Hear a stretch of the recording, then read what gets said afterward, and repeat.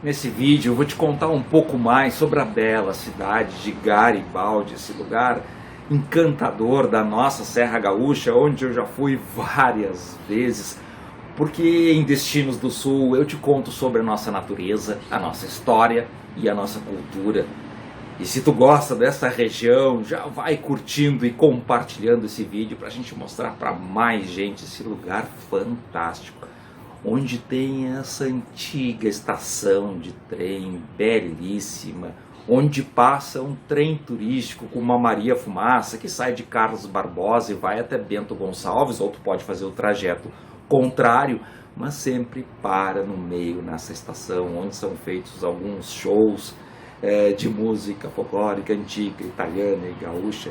Um belo espetáculo nesse lugar, nesse cenário de cinema, que até peguei essas imagens em 2018, num dia de uma geada que deixou todo esse clima. A cidade tem outros lugares que também são cenários de produções audiovisuais belíssimas, como o seu centro histórico, por onde passa a Rua Buarque de Macedo, que era o antigo caminho dos tropeiros que saíam aí de São Sebastião do Caí, subindo a serra em direção ao Planalto, a Lagoa Vermelha.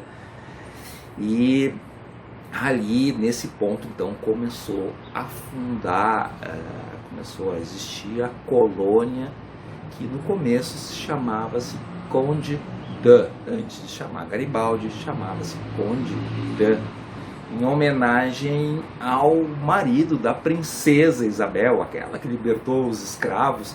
E interessante que esse conde, que era o Gastão de Orleans, ele tinha origem francesa, ele tinha nascido na França e acabou se casando com uma descendente da casa nobre de Portugal.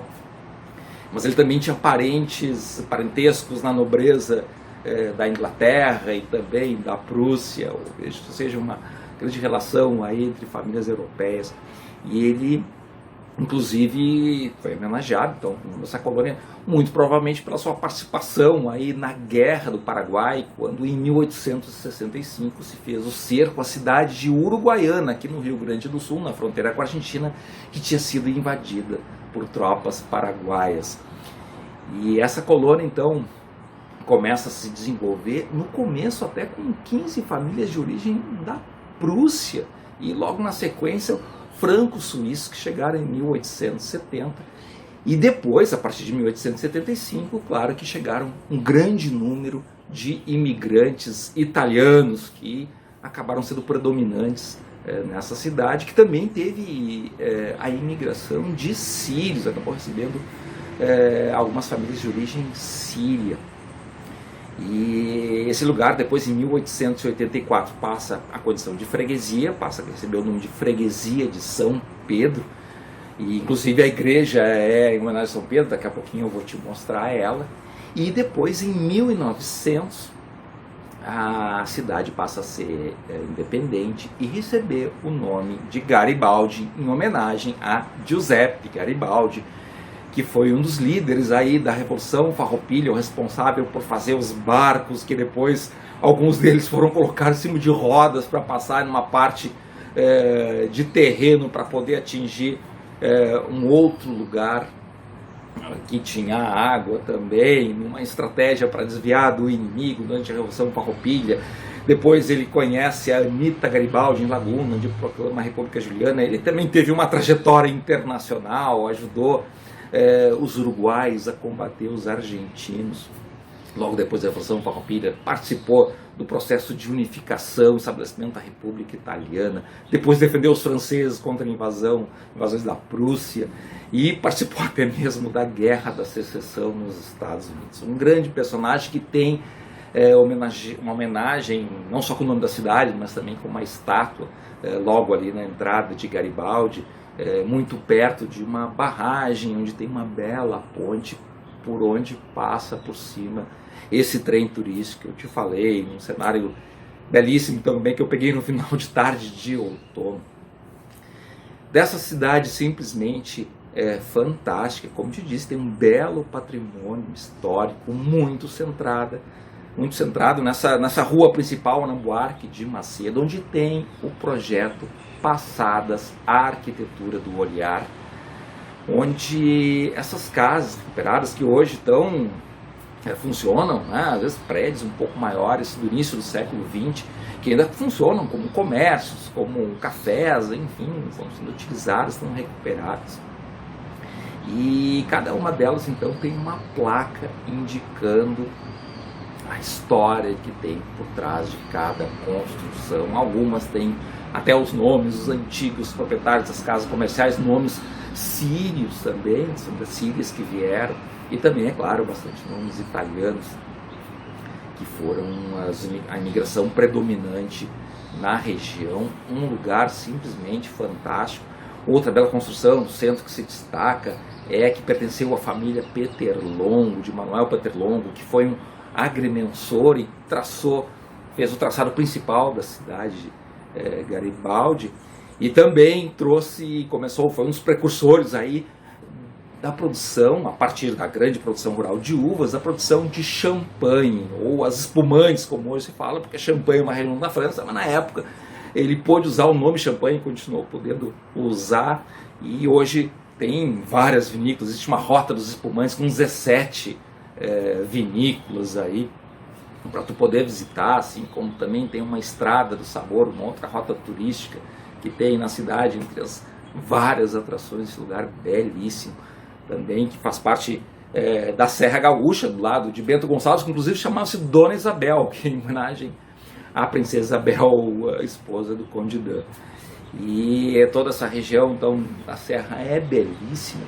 E no interior aí de Garibaldi tem um outro lugar fantástico que eu tive há 3 anos atrás, que eu preciso voltar, que é a Vila Fitarelli, que é um empreendimento feito pelo Luiz Fitarelli, para mandar um abraço para esse personagem aí que eu conversei uns anos atrás. E ele estava fazendo esse empreendimento, ele não está bem pronto, parece estar recebendo já alguns eventos, eu não sei se está recebendo passeios, eu não sei como é que está aqui nessa situação da Covid-19. E são várias casas que remetem aos primeiros anos da imigração italiana. Inclusive tem uma que tem uma réplica de um comércio, uma antiga venda com vários objetos, tem a réplica também de uma ferraria, ou seja, várias construções, cada uma mostrando um tipo de atividade que acontecia no começo da imigração aí nessa região. Inclusive uma bela igrejinha de pedra num cenário fantástico. E por falar em religiosidade e em igrejinha, é claro que um outro lugar de destaque ali no centro histórico, voltando aí para a zona urbana da cidade, é a Igreja São Pedro. É belíssima, uma das mais belas da região. A Igreja São Pedro, com um interior tão mais bonito que a parte externa. O ano passado eu tive lá em 2019, ela estava sendo toda reformada, já deve estar pronta. Estou muita vontade de voltar em seguida. A gente está voltando para abraçar essa comunidade que eu tenho tantos outros amigos, além, falei no Fitarelli também, outras pessoas que eu tive relação, inclusive na época da engenharia, tive uma relação aí também. E a igreja realmente é um lugar belíssimo, tem belos vitrais. Ela foi erguida em 1924, inspirada na Catedral de Lourdes da França, mais uma inspiração francesa.